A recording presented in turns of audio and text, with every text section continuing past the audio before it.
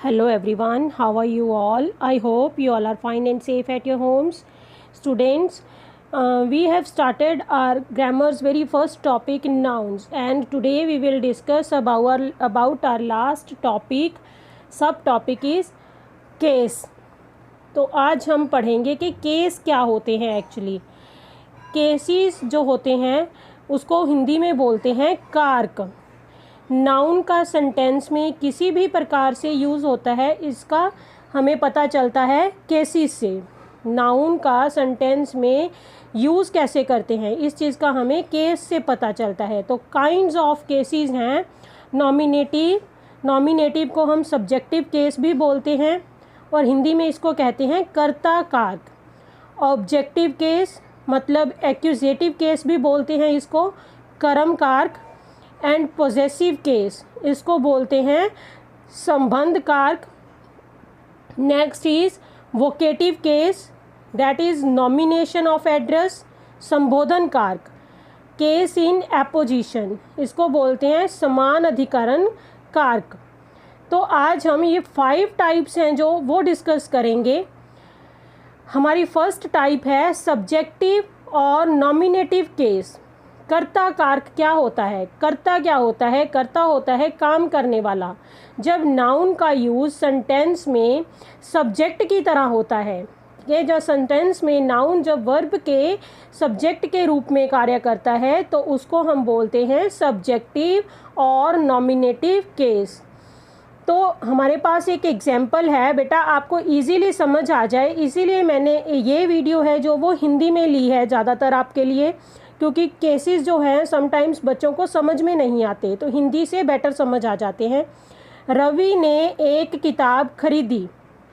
Ravi bought a book. इसमें verb है जो वो बॉट है, तो वर्ब से पहले जो यूज़ होता है वो सब्जेक्ट होता है. तो यहाँ पे रवि जो है हमारा सब्जेक्ट है. बुक किसने खरीदी है? रवि ने. सीमा रोट अ लेटर. यहाँ पे वर्ब है जो वो रोट है, तो रोट से पहले जो वर्ड यूज़ हो रहा है वो है सीमा. वो एक नाम है और वो है subject. Seema is a subject. तो हम इसमें नॉमिनेटिव केस किसको बोलेंगे? रवि इज़ नॉमिनेटिव केस और सीमा इज़ नॉमिनेटिव केस. सबसे बेहतर पहचान है नॉमिनेटिव केस को जानने की कि अगर हम उस आंसर को क्वेश्चन बना के देखें. हमारे क्वेश्चन में हु वर्ड यूज़ होता है. हु कौन, कौन और किसने. तो उसका आंसर जो आएगा वो सब्जेक्ट होगा हमारा, वो नॉमिनेटिव होगा. ठीक है. हु बॉट अ बुक, किसने खरीदी किताब? रवि ने. Ravi is nominative. Who wrote a letter, किसने लिखा लेटर? सीमा ने. Seema is nominative. आपको अच्छे से समझ आ गया होगा नॉमिनेटिव केस.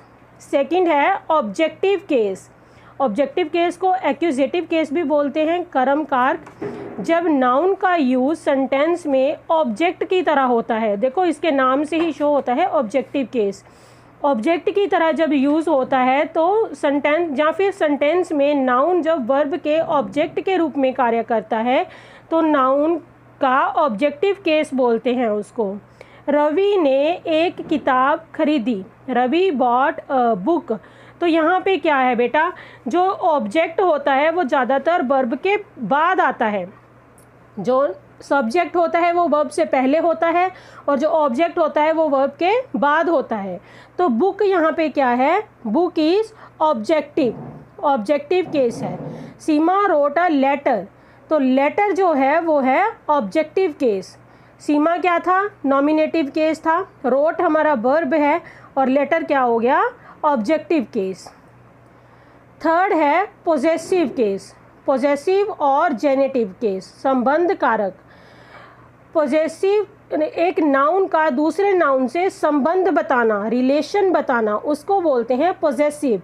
जैसे कि, मेरी, उसकी, इस चीज़ को बोलते हैं पोजेसिव. तो पोजेसिव नाउन के अंत में हम अपॉस्ट्रोफी एस लगाते हैं जिसका अर्थ है का, के, की. रवि की किताब, रवीज बुक. प्रिया की स्कर्ट अच्छी है, प्रियाज स्कर्ट इज़ नाइस. तो जो अपॉस्ट्रोफी एस है ना बेटे, ये शो करती है हमें पोजेसिव केस, पोजेसिव केस को जेनिटिव केस भी बोल देते हैं। नेक्स्ट है हमारा वोकेटिव केस। वोकेटिव केस क्या होता है? संबोधन कारक। जब हम किसी को संबोधित करते हैं, दैट मीन्स किसी को एड्रेस करते हैं। जैसे मैं आपको बोली हूँ स्टूडेंट्स कम हियर, ठीक है, तो स्टूडेंट्स जो हो गए वो हैं वोकेटिव केस। हमें एग्जाम्पल दिया है रामेश कम हियर, रामेश जो है वो है vocative case. Ravi are you playing cricket in this evening, तो हम रवि से बात कर रहे हैं, रवि को बुला रहे हैं, तो रवि यहाँ पे है वोकेटिव केस। तो नेक्स्ट है हमारा case in apposition. Apposition means मानाधिकरण, मतलब उसी सब्जेक्ट के बारे में जब कुछ बोला जाता है, उसका रिलेशन बताया जाता है सब्जेक्ट के साथ। जब दो नाउन का यूज़ साथ साथ किया गया हो और वे एक ही व्यक्ति या वस्तु को बताते हों, तो दूसरा वाला जो नाउन होता है पहले नाउन का केस इन एपोजिशन कहलाता है।